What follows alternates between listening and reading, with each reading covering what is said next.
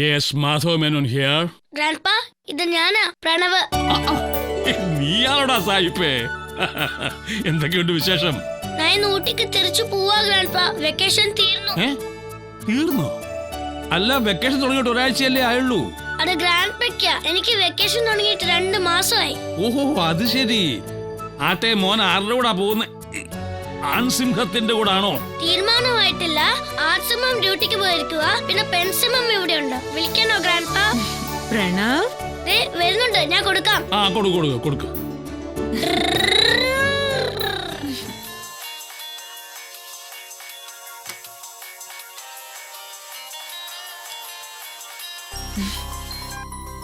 നരേൻ പറയൂ.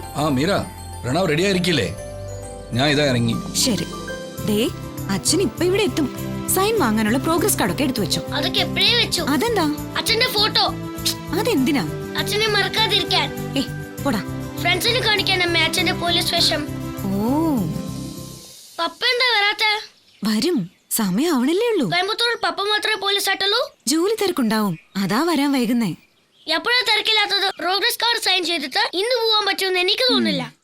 എനിക്കറിയാം പപ്പ വരില്ല. സമയമായി, ഞാൻ പോവാ. ഒരു കാര്യം ഞാൻ പറഞ്ഞേക്കാം. ഈ പ്രായത്തില എനിക്ക് അച്ഛന്റെ സ്നേഹവും ലാളനവും കിട്ടേണ്ടത്.